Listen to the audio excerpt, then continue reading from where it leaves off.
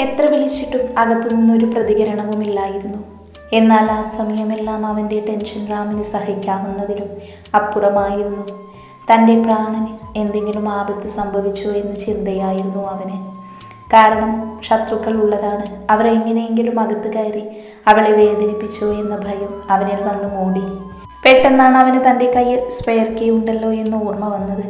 അവൻ പോക്കറ്റിൽ നിന്നും അതിലെടുത്ത് ഡോറ് തുറന്നു. അകത്ത് കയറിയതും ആകെ ഇരുട്ടാണ് അവന് കാണാൻ സാധിച്ചത്. അവൻ ഹാളിൽ ലൈറ്റിട്ട് പ്രിയ എന്ന് വിളിച്ചുകൊണ്ട് മുകളിലേക്ക് സ്റ്റെപ്പുകൾ കയറി. ആ സമയം അവനിൽ വല്ലാത്തൊരു വേഗതയായിരുന്നു. പ്രിയ അവൻ്റെ അലറിയുള്ള വിളി കേട്ടതും ഉറക്കത്തിൽ നിന്നും ഞെട്ടി ഉണർന്നു. എഴുന്നേറ്റ് നോക്കിയതും ചുറ്റും ഇരുട്ടായിരുന്നു. എൻ്റെ ഈശ്വര, രാത്രിയായോ? അത് പറഞ്ഞവൾ ബെഡിൽ നിന്നും എണീറ്റ് ലൈറ്റിടാൻ നിന്നതും റൂമിൽ ലൈറ്റ് തെളിഞ്ഞതും ഒരുമിച്ചായിരുന്നു. അവൾ പേടിയോടെ സൈഡിലേക്ക് നോക്കിയതും കിതച്ചുകൊണ്ട് ഇടുപ്പിൽ കൈകുത്തി കത്തുന്ന കണ്ണുകളോടെ ദേഷ്യത്തിൽ നോക്കുന്ന റാമിനെയാണ് കണ്ടത്. അവൻ്റെ നിൽപ്പ് കണ്ടതും പ്രിയയിൽ വല്ലാത്തൊരു ഭയം വന്നു മൂടാൻ തുടങ്ങി. അവൻ്റെ കണ്ണിലേക്ക് നോക്കാനുള്ള ശക്തി അവൾക്കില്ലായിരുന്നു. അത്രത്തോളം തീവ്രമാണ് അവൻ്റെ കണ്ണിലുണ്ടായിരുന്നത്. ചുമന്ന് കലങ്ങിയ കണ്ണും കഴുത്തിലെ നീല ഞരമ്പ് എടുത്ത് കാണുന്നുണ്ട്.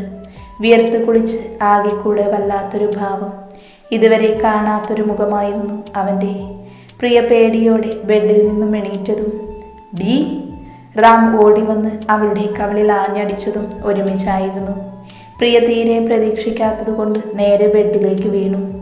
ഡി പുല്ല്, നീ എന്ത് വിചാരിച്ചടി എന്നെക്കുറിച്ച്? അതും ചോദിച്ചവൻ അവളുടെ മുടിക്കുത്തിന് പിടിച്ചെണീപ്പിച്ചു. അപ്പോഴേക്കും അവൾ കരഞ്ഞു പോയിരുന്നു. എപ്പോഴും അവൻ്റെ മുന്നിൽ അവൾ പിടിച്ചു നിൽക്കുമെങ്കിലും ഇന്നവൻ കുറച്ച് നിമിഷം മാറി നിന്നപ്പോഴേക്കും അവനെ ഒരുപാട് മിസ് ചെയ്തിരുന്നു അവൾക്ക്. അവനൊന്ന് പെട്ടെന്ന് വന്നിരുന്നെങ്കിൽ എന്നോർത്ത് കിടന്നതായിരുന്നു. അത് ഇത്രത്തോളം സമയം ഉറങ്ങുമെന്ന് അവൾ ഓർത്തില്ല. അതുകൊണ്ടാണ് അവൾക്ക് സങ്കടം സഹിക്കാൻ കഴിയാഞ്ഞത്. പറയടി!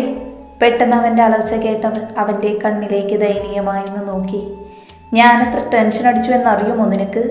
അതും ചോദിച്ചൊന്നുകൂടെ അവളുടെ മുടിയിൽ മുറുക്കെ പിടിച്ചു. ശ്രീ, പ്ലീസ് എന്നെ വിട്, എനിക്ക് വേദനിക്കുന്നു. കരഞ്ഞുകൊണ്ട് പ്രിയ അവനോടായി പറഞ്ഞു. വേദനിക്കാൻ വേണ്ടിയാണ് ഞാൻ പിടിച്ചത്. നീ എൻ്റെ വേദന ഒന്ന് ഓർത്തു നോക്ക്. ഒരുപാട് തവണ ഞാൻ ബെല്ലടിച്ചു, വാതിലിൽ തട്ടി, പക്ഷേ അപ്പോഴൊന്നും ഒരു മറുപടിയും ഇല്ലായിരുന്നു. അപ്പോഴാണ് സ്പെയർ കീൻ്റെ കാര്യം ഓർമ്മ വന്നത്. അപ്പോഴേക്കും ഞാൻ ഉരുകി തീർന്നിരുന്നു. പന്ന മോളെ, അത് നിനക്കറിയുമോ? എന്തുറക്കാണ് എന്ന് ചോദിച്ച് അവളെ ഊക്കോടെ ബെഡിലേക്ക് തള്ളിയിട്ടു. റാം ദേഷ്യത്തോടെ ഭിത്തിയിൽ ആഞ്ഞടിച്ചു. എന്നിട്ടും അവൻ്റെ ദേഷ്യം മാറിയിരുന്നില്ല. അവനിലെ വേദന ദേഷ്യമായി പരിണമിച്ചിരുന്നു. എന്നാൽ അവൻ്റെ അപ്പോഴത്തെ ദേഷ്യം കണ്ട് പ്രിയ പേടിച്ചു പോയി. ഇത്തരത്തിൽ അവളോട് ആദ്യമായിട്ടാണ് അവൻ ദേഷ്യപ്പെടുന്നത്. അവൾ പതിയെ എണീറ്റ് തിരിഞ്ഞു നിൽക്കുന്ന റാമിൻ്റെ അടുത്തേക്ക് ചെന്നു. ശ്രീ, വളരെ പതിയെ അവനെ വിളിച്ചു. ഉള്ളിൽ പേടിയുണ്ടെങ്കിലും തൻ്റെ അടുത്താണ് തെറ്റെന്ന് മനസ്സിലാക്കിയാണ് പെണ്ണ് വിളിക്കാൻ പോയത്. പക്ഷെ നമ്മുടെ കലിപ്പനുണ്ടോ, ദേഷ്യം മാറുന്നു. നീ പോടി! അതും പറഞ്ഞവൻ ബാൽക്കണിയിലേക്ക് അവളെ തള്ളിയിട്ട് പോയി. പ്രിയ അവൻ്റെ പോക്ക് കണ്ട് വിഷമത്തോടെ ബെഡിലേക്ക് ഇരുന്നു. എന്തൊരു ദേഷ്യമാണ് ഇങ്ങക്ക്! ഞാൻ എന്ത് തെറ്റ് ചെയ്തിട്ടാ ഇങ്ങനെ ഇത്രയും ദേഷ്യപ്പെടുന്നത്? ഞാനൊന്ന് ഉറങ്ങിപ്പോയി, അതാണ് ഇത്ര വലിയ തെറ്റ്. മനുഷ്യനല്ലേ, ഒന്ന് ഉറങ്ങാനും പറ്റത്തില്ലേ? ഷോ, ഇനി എങ്ങനെയാ ഈശ്വര കലിപ്പൻ്റെ ദേഷ്യമൊന്ന് മാറുക? ദയനീയമായി അവൻ മുകളിലേക്ക് നോക്കി പറഞ്ഞു. ഇതേ സമയം മഹിയും സിദ്ധുവും ഒരേ പ്ലാനിങ്ങിലായിരുന്നു. നാളെ മുതൽ ഓഫീസിൽ പോകണമല്ലോ, അതിൻ്റെ ഓരോ പ്ലാനിങ്ങിൽ. അതിനിടയിൽ മഹി കിച്ചുവിനെ വിളിച്ച് എന്താണ് കാര്യമെന്ന് പറഞ്ഞു. അവനോട് നാളെ ഓഫീസിൽ പോകുന്ന കാര്യം പറഞ്ഞതും അവനും ഹാപ്പി ആയിരുന്നു. ഫോൺ വെച്ച് കഴിഞ്ഞതും വീണ്ടും മഹി കുറേ ആലോചിച്ചു. എന്തിനായിരിക്കും തന്നെയും സിദ്ധുവിനെയും ഓഫീസിലേക്ക് റാം വാശിയിൽ വിളിക്കുന്നത്? അതിൻ്റെ പിന്നിൽ എന്തോ കാരണമുണ്ട്. അത് കണ്ടുപിടിക്കണം. എന്നാലേ അവൻ്റെ പോക്ക് എങ്ങോട്ടാണ് പോകുന്നതെന്ന് മനസ്സിലാവൂ. അതും ചിന്തിച്ച് മഹി ഫോൺ എടുത്ത് ആരെയോ വിളിച്ചു. ഇതേ സമയം പ്രിയ, അവൾക്ക് റാമിൻ്റെ അടുത്തേക്ക് പോകണമെന്നുണ്ട്. പക്ഷേ പേടി സമ്മതിക്കുന്നില്ല. കാരണം ഫുഡൊന്നും കഴിച്ചില്ല. ഇനി ആ ദേഷ്യം മാറ്റിയൊന്ന് ഫുഡ് കഴിക്കുമ്പോഴേക്കും ഒത്തിരി സമയമാകുമെന്ന് അവൾക്കറിയാം. അവൻ്റെ കൈ പതിഞ്ഞ കവൽ നന്നായിട്ട് വേദനിക്കുന്നുണ്ട്. എന്നാലും അവൾ അത് കാര്യമാക്കാതെ ബാൽക്കണിയിലേക്ക് നടന്നു. സാരിയാണ് പ്രിയ ധരിച്ചിരിക്കുന്നത്. റാമിന് അവൾ സാരി ധരിക്കുന്നതാണ് ഇഷ്ടം. അതുകൊണ്ട് വീട്ടിലും സാരി തന്നെ, അല്ലെങ്കിൽ ചെക്കൻ തന്നെ ഉടുപ്പിക്കുമെന്ന് അവൾക്ക് നന്നായിട്ടറിയാം. അത് തൻ്റെ ആരോഗ്യത്തിന് നല്ലതല്ല. അതുകൊണ്ടാണ് അവൾ ഇന്നും സാരി ഉടുക്കുന്നത്. അങ്ങനെ അവൾ ബാൽക്കണിയിലെത്തി. അവൻ റൈലിങ്ങിൽ പിടിച്ച് ദേഷ്യം നിയന്ത്രിച്ച് ദൂരേക്ക് നോക്കി നിൽക്കുന്നതാണ് കണ്ടത്. അവൾ നെഞ്ചിൽ കൈവച്ച് ശ്വാസമൊന്ന് ആഞ്ഞു വലിച്ചു. ശ്രീ, പതിയെ അവൻ്റെ ഷോൾഡറിൽ പിടിച്ചുകൊണ്ട് വിളിച്ചു. പക്ഷേ അവൻ്റെ ഭാഗത്തു നിന്നൊരു പ്രതികരണവുമില്ലായിരുന്നു. പിന്നെ പ്രിയ ഒന്നും നോക്കിയില്ല, അവനെ പുറകിലൂടെ കെട്ടിപ്പിടിച്ചു. ശ്രീ പ്ലീസ്, ഞാനൊന്ന് ഉറങ്ങിപ്പോയതാണ്. പ്ലീസ് എന്നോടിനി വഴക്ക് പറയല്ലേ ശ്രീ. അവൻ്റെ പുറത്ത് തലവെച്ച് കിടന്ന് അവനെ ഇറുക്കെ പുണർന്നുകൊണ്ട് പ്രിയ പറഞ്ഞു. അപ്പോഴും ചെക്കനൊന്നും മിണ്ടുന്നില്ല. അത് കണ്ട് അവൾ അവൻ്റെ മുന്നിൽ പോയി നിന്നു. പക്ഷേ അവൻ അപ്പോഴും ദൂരേക്ക് നോക്കി നിൽക്കുവാണ്. അവൾ കാലൊന്നുയർത്തി അവൻ്റെ കവിളിൽ അമർത്തി മുത്തി. സോറി, ഇനി ശ്രദ്ധിച്ചോളാം. അവളുടെ പതുപതുത്ത ചുണ്ടിലെ തണുപ്പ് അവനെ വല്ലാതെ ആകർഷിച്ചു. എന്നോട് മിണ്ടുവോ? അവൻ്റെ കണ്ണിലേക്ക് നോക്കി പ്രിയ ചോദിച്ചു. അത് കേട്ട് അവൻ അവളോട് പാവം തോന്നി. അവൻ പതിയെ അവളുടെ കണ്ണിലേക്ക് നോക്കി. എന്നിട്ട് പറഞ്ഞു, എൻ്റെ ഈ കവിളിലും ഇപ്പം തന്നതുപോലെ തന്നാ ഞാൻ മിണ്ടാം. അവളെ നോക്കി കുസൃതി ചിരിയോടെ റാം പറഞ്ഞു. ആഹാ, അങ്ങനെയാണെങ്കിൽ താൻ എന്നോട് മിണ്ടിട്ടു കലിപ്പ. അതും പറഞ്ഞ് പ്രിയ പതിയെ മുങ്ങാൻ നിന്നതും റാം അവളുടെ നഗ്നമായ ഇടുപ്പിലൂടെ പിടിച്ച് അവനിലേക്ക് ചേർത്ത് നിർത്തി. എന്നിട്ട് പതിയെ അവളുടെ ചെവിയോട് ചുണ്ട് ചേർത്ത് അവളുടെ ചെവിയെ ഒന്ന് നുണഞ്ഞുകൊണ്ട് അവൻ പറഞ്ഞു. സോറി പെണ്ണേ, ഞാൻ വിളിച്ചിട്ട് വാതിൽ തുറക്കാത്തത് കണ്ടപ്പോൾ ഞാൻ ഒത്തിരി പേടിച്ചു. കാരണം എന്നെ സ്നേഹിച്ചവരൊക്കെ എനിക്കെപ്പോഴും നഷ്ടമായിട്ടേ ഉള്ളൂ. ഇനി നിന്നെയും കൂടെ നഷ്ടമായ അതുകൂടെ എന്നെ കൊണ്ട് സഹിക്കാൻ പറ്റില്ലടി. എൻ്റെ പ്രാണനാണ് ശിവാനി. നീ ഇല്ലാത്തൊരു ലോകം എനിക്ക് ചിന്തിക്കാൻ പോലും കഴിയുന്നില്ല.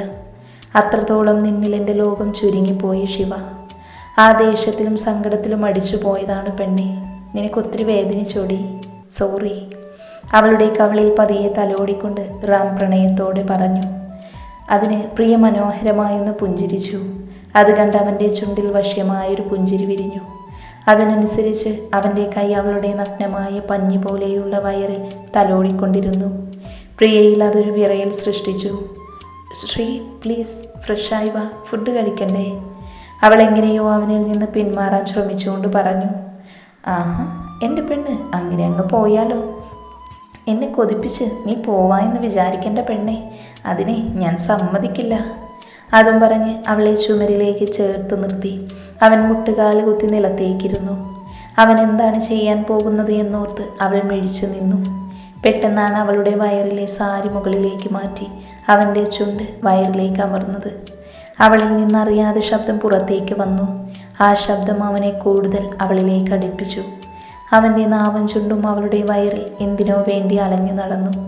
പെട്ടെന്നാണ് തേടിയതെന്തോ കിട്ടിയതുപോലെ അവളുടെ കുഴിഞ്ഞു പൂ പോലെ നിൽക്കുന്ന നാഭിച്ചുടിയിലേക്ക് അവൻ്റെ കണ്ണുകൾ പതിഞ്ഞത്. അവിടെ ഒരു പ്രത്യേക സൗന്ദര്യമുള്ളതുപോലെ തോന്നി അവൻക്ക്. ഒരു നിമിഷം അവനൊന്ന് നോക്കി നിന്നു പോയി. ആ സമയം തന്നെ അവൻ്റെ കൺട്രോൾ പോയി തുടങ്ങിയിരുന്നു.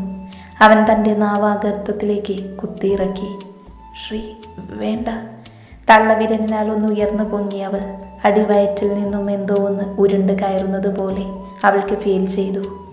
അപ്പോഴും അവൻ അതിൻ്റെ മാധുര്യത്തിൽ ലയിച്ചു പോയിരുന്നു. എത്ര കടിച്ചു നുണഞ്ഞിട്ടും മതി വരാത്തതുപോലെ വീണ്ടും വീണ്ടും ആ പൂവിലേക്ക് അവൻ്റെ നാവ് കുത്തിയിറക്കിക്കൊണ്ടിരുന്നു. ആ നിമിഷം അവളുടെ കൈ അവൻ്റെ തലമുടിയെ കോർത്തു വലിച്ചു. ആ വേദന പോലും അവനെ വല്ലാതെ സുഖിപ്പിച്ചിരുന്നു. ശ്രീ പ്ലീസ്. പ്രിയ അവനിൽ നിന്ന് കുതറി മാറാൻ ശ്രമിച്ചു. പെട്ടെന്ന് അവൻ്റെ ചുണ്ട് മുകളിലേക്ക് സഞ്ചരിച്ചു. പ്രിയ ഞെട്ടലോടെ അവൻ്റെ പ്രവൃത്തി ആസ്വദിച്ചിരുന്നു. മുകളിലേക്ക് അവൻ്റെ ചുണ്ട് സഞ്ചാരപാത തീർത്ത് അവളുടെ മാറിൽ അത് അവസാനിച്ചു. മാറിനെ അമർത്തി ഒന്ന് കടിച്ച് സാരിക്ക് മുകളിലൂടെ തന്നെ ഒന്ന് ചുംബിച്ചു. അറിയാതെ പ്രിയയിൽ നിന്ന് ഷീൽക്കാര ശബ്ദം പുറത്തേക്ക് വന്നു. ആ നിമിഷം തന്നെ റാം അവളുടെ അതിരങ്ങളിലേക്ക് അവൻ്റെ അതിരം ചേർത്തിരുന്നു. അവളുടെ ചെഞ്ചുണ്ടിനെ അവൻ തീവ്രമായ പ്രണയത്തോടെ കാമത്തോടെ നുണഞ്ഞുകൊണ്ടിരുന്നു. അവളുടെ കൈവിരലുകൾ അവൻ്റെ പുറത്തമർന്നു. ആ വേദനയൊന്നും അവളുടെ ശരീരത്തിൻ്റെ മൃദുലതയിലും അവളോടുള്ള പ്രണയത്തിൻ്റെ മുന്നിലും തോറ്റുപോയിരുന്നു. മേൽചുണ്ടും കീഴ്ചുണ്ടും അവൻ മാറി മാറി നുണഞ്ഞു. അതിനിടയിൽ അവൻ്റെ നാവ് അവളുടെ പല്ലുകൾക്കിടയിലൂടെ അവളുടെ നാവിനെ ചുഴറ്റി വലിച്ചു. പ്രിയയുടെ തൊണ്ടക്കുഴിയിലെ വെള്ളം വറ്റി വരണ്ടു. അവനിലെ വന്യമായ പ്രണയം അവൾക്ക് താങ്ങാവുന്നതിലും അപ്പുറമായിരുന്നു. അവൻ്റെ ശരീരം വിയർത്തൊലിക്കാൻ തുടങ്ങി. അവനിലെ വികാരം അവളെ സ്വന്തമാക്കാൻ കൊതിച്ചു. ഇനിയും താൻ പിന്മാറിയില്ലെങ്കിൽ അവളെ ഞാൻ മൊത്തമായിട്ടും കടിച്ചു തിന്നേണ്ടി വരുമെന്ന്, അവളെ പൂർണ്ണമായും സ്വന്തമാക്കുമെന്ന് മനസ്സിലായ റാം അവളുടെ ആദരങ്ങളിലേക്ക് വലിച്ചു നുണഞ്ഞുകൊണ്ട് അവളുടെ കഴുത്തിലേക്ക് കിടന്ന് ആഞ്ഞു ശ്വാസം വലിച്ചു. ആ സമയം പ്രിയയും ശ്വാസം എടുക്കുമായിരുന്നു. അവളാകെ വിയർത്ത് ചുവന്ന് തുടുത്ത് നിൽക്കുവാണ്. ശിവ, നീ എൻ്റെ അടുത്ത് വന്നാൽ പിന്നെ എൻ്റെ കൺട്രോൾ പോവാണ് പെണ്ണെ. എനിക്ക് എന്നെ പിടിച്ചു നിൽക്കാൻ കഴിയുന്നില്ല. നിന്റെ ഓരോ അണുവിലും മുദ്രണം ചാർത്താൻ കൊതിക്കുക. നിന്നെ എൻ്റെ മാത്രമാവാൻ സമയമായിട്ടില്ല പെണ്ണെ. അതുവരെ ഇതുപോലെ എൻ്റെ പരാക്രമം എൻ്റെ പെണ്ണ് സഹിക്കേണ്ടി വരും. പിന്നെ ഒരു കാര്യം, നീ നന്നായി ഫുഡൊക്കെ കഴിച്ച് നല്ല ആരോഗ്യം വരാനുണ്ട്. എന്നാലേ നിനക്കെന്നെ താങ്ങാൻ കഴിയുകയുള്ളൂ. കേട്ടോടി പൊണ്ടാട്ടി. എന്ത് മധുരമാണ് പെണ്ണെ നിൻ്റെ ഓരോ ഭാഗവും. ഒരു ചോക്ലേറ്റ് കഴിക്കുന്ന ഫീലാണ്.